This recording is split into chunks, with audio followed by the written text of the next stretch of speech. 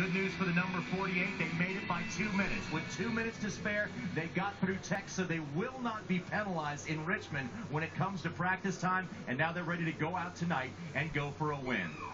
You know, we said we had the 3 H's, hazy, hot, and humid, but now we have 4 H's. Mr. H, Mr. Rick Hendrick joins us. Rick, thanks you so much for coming by. Sure, appreciate you coming out. Great to be here. Now, we know it's so hard as a 4-team owner to get everybody running good at the same time, but to be on the verge of having all 4 teams, Jeff certainly could get it done with a win, then you got all 4 in the chase. How big of an accomplishment would that be for your guys? Well, you know, it's something you try to do every year, and I said this before the year started. I've never felt any stronger about the lineup than we have this year. And Casey got off to a really rough start, but had speed every week. And now he's really put the second half together.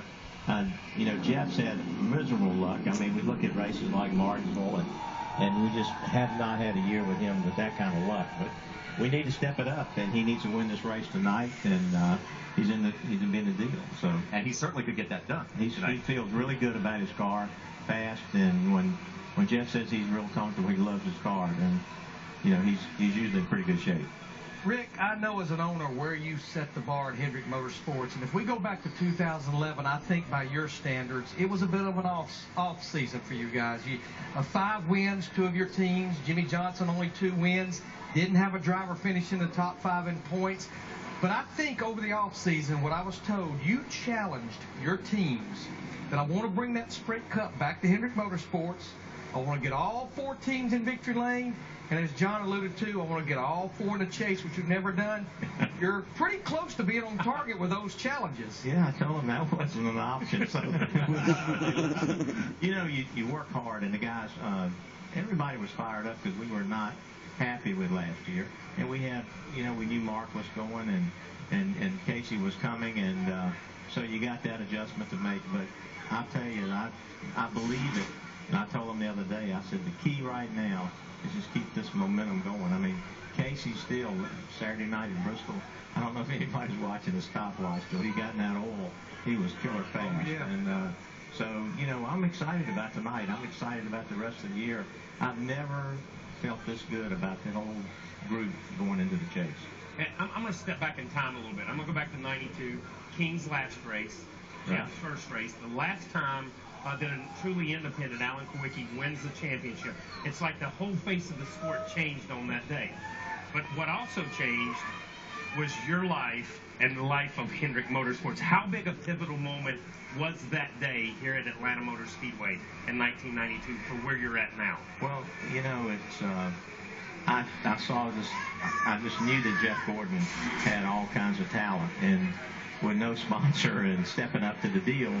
But boy, what he did for us and what Ray did for us, you know, really, we won a lot of races before that. We never won a championship, but we knew how to lead and sit on poles, but we were just didn't know how to win a championship. And so I think now it's after you've done it, and you've done it a couple of times, and now we've been fortunate enough to do it 10 times with 3 different guys.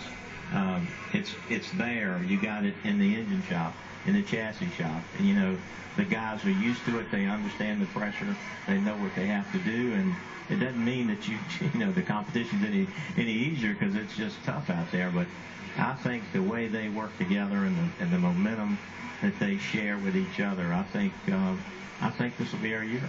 Rick, Jeff Gordon, 4-time champion. With no disrespect, he's getting older. We hear we all are. Yes, we all are. A few weeks ago. Man, I know to keep my mouth shut on radio. I was talking about myself. Oh, okay, all right. But, we hear Bill Elliott's son, Chase Elliott, is on the horizon. You're an innovator of young drivers like Jeff Gordon. Tell me about Chase Elliott. Where does he fit into your program? Chase is, I can't explain to you how excited I am about Chase because of the kind of kid he is. I mean, you've seen him win races and win, you know, in dirt cars, late models, and he runs against guys like Kyle and Denny and his one, and now he's in the K&N series. But, you know, his family has raised him. He's he's just so impressive as a person.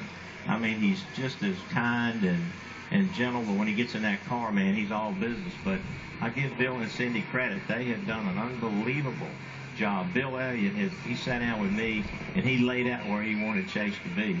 And I said, okay, buddy, you're in charge. I'm with you. You make the decisions. I'm right there. But I'm excited about him. He's a great young man. Rick Hendrick Motorsports and all your drivers and their foundations have done such great things to give back to the community, charitable-wise. What do you guys have going on with the Corvette auction? Well, we have the HendrickCars.com car tonight. Casey's driving. And the fans can go on HendrickCars.com and they can guess what his speed will be at the halfway point of the race. And whoever gets the closest to it will win the use of a brand new Corvette for a year. So there's the car, and somebody's going to win it tonight. So they just need to go to Hendrick Cars and register and tell us what the speed they think Casey will run at the halfway point tonight. And the way Casey's been running, ladies and gentlemen, we'll give you just a little bit hint. Make sure it's fast. It's fast speed, and you're going to guess exactly right. Rick, thank you so much. You, continued success to you and your organization. Appreciate it. And we certainly appreciate you coming by. Well, thank you guys. Always a pleasure. All right, that's team owner Rick Hendrick on the verge of potentially